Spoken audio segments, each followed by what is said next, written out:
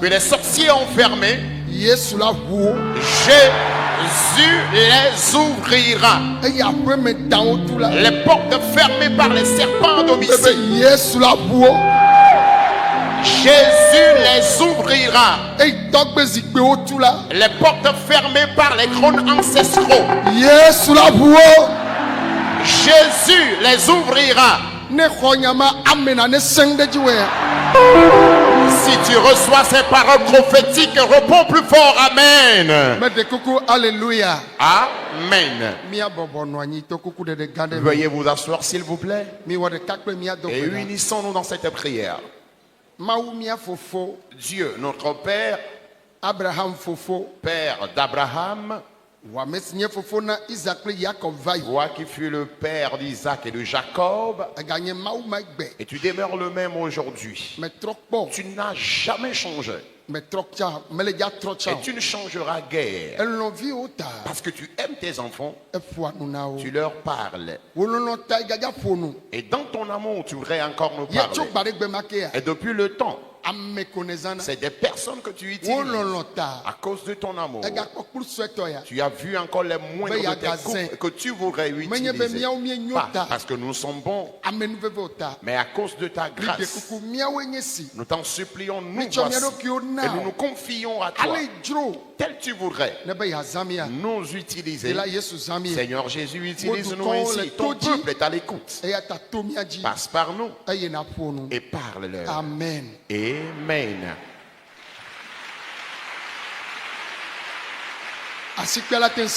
Et vous pouvez acclamer plus fort Jésus. Alléluia. Alléluia. Amen. Amen.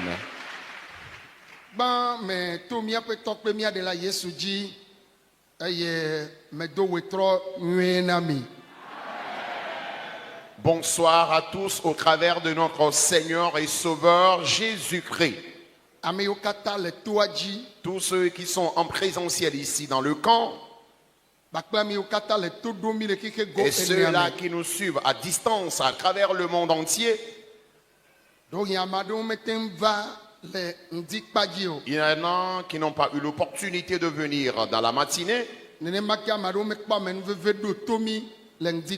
Et d'autres n'ont pas également eu la grâce de nous suivre dans le direct la matinée.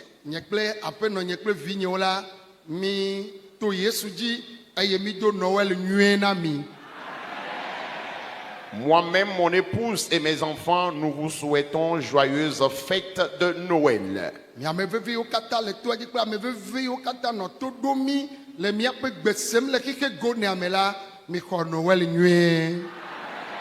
Pour tous les proches qui sont ici dans le camp et tous ceux-là qui nous suivent également à travers le monde entier, une fois encore, joyeux Noël à vous.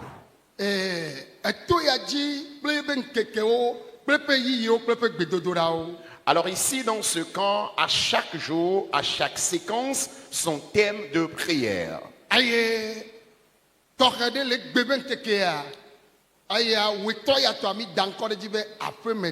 Et surtout pour le thème de ce soir, ce jeudi soir, le thème c'est le serpent à domicile.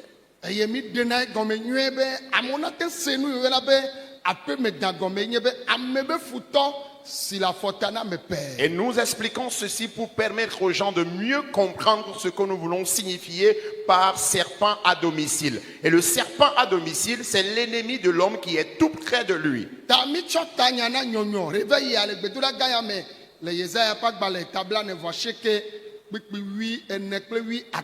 Le terme de cette grande séance se trouve dans Ésaïe le chapitre 49, les versets 14 et 15. Et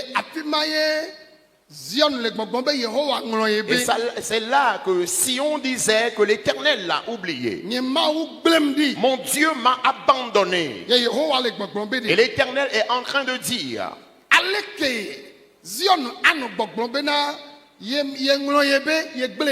comment se fait-il que Sion dit que je l'ai oublié, Sion dit que je l'ai abandonné?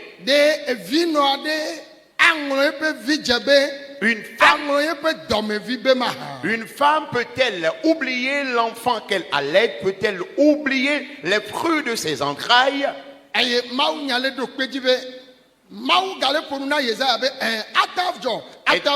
Et Dieu répondait en même temps à Ésaïe que oui, cela peut arriver.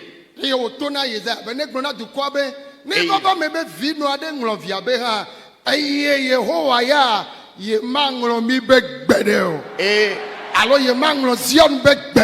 il a recommandé à Ésaïe d'aller dire à son peuple que même s'il arrivait qu'une femme oublie l'enfant qu'elle allaite, lui l'Éternel, il n'oubliera jamais Sion, il n'abandonnera jamais Sion.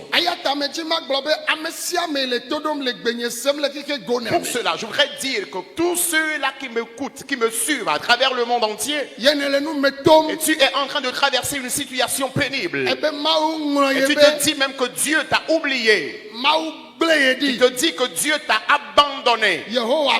L'Éternel dit, une femme en aucun cas ne peut oublier l'enfant qu'elle allaite. Son bébé, le fruit de ses entrailles, elle ne peut en aucun cas l'oublier. Même s'il arrivait qu'une femme oubliait son enfant, lui l'Éternel, il ne nous oubliera jamais. Pour cela, cette semaine, c'est ta semaine de souvenirs, de commémoration. Alors toi qui te dis que Dieu t'a oublié, Jésus m'envoie te dire, cette semaine t'appartient. C'est ta semaine de miracle. C'est ta semaine de souvenirs. Si tu reçois cela, réponds Amen. Alors dis à celui qui est à côté de toi, l'Éternel dit que cette semaine t'appartient. C'est ta semaine de souvenirs. Et le Seigneur se souviendra de toi. Il y a quelqu'un à côté de toi, tu ne le lui as pas dit. Ça veut dire que tu n'as pas aimé la personne. Dis-lui que cette semaine, l'Éternel promet se souvenir de toi. L'Éternel se souvient de quelqu'un. L'Éternel se souvient de quelqu'un. À ton départ, le témoignage t'accompagnera. Traverser.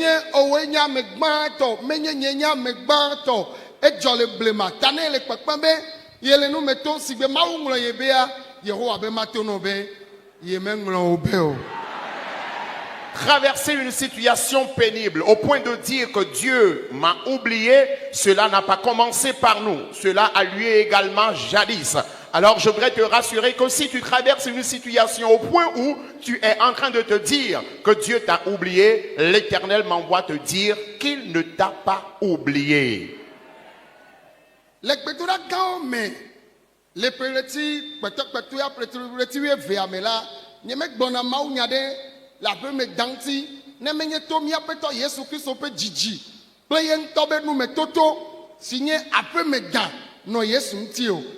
Alors, souvent dans les dernières grandes séances de l'année, je n'utilise pas un passage pour prêcher, si ce n'est au sujet de la naissance de Jésus-Christ, au sujet des difficultés des serpents à domicile que lui-même il a connu. Qu'appelle ton serpent à domicile? L'ennemi de l'homme est différent de son adversaire.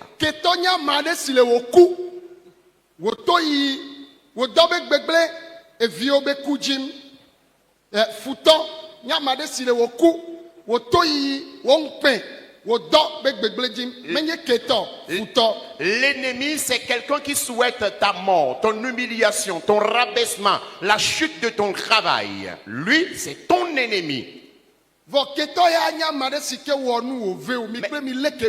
L'adversaire, c'est quelqu'un qui t'a peut-être offensé et vous vous êtes gardé rancune.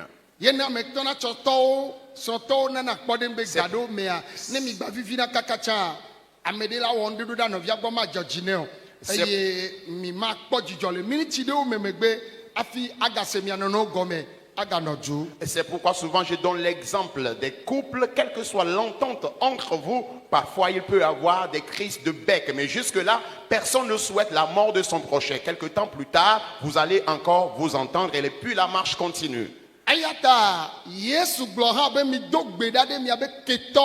Jésus a même recommandé de prier pour son adversaire. De même, Paul, dans son enseignement renchéri, priez pour vos adversaires. S'ils ont faim, donnez-leur du pain à manger. Cela deviendra une braise de charbon sur leur tête. Mais l'ennemi, s'il est contre toi, Dieu doit combattre pour toi. Jésus lui-même aussi, il a connu un serpent à domicile. Et une bataille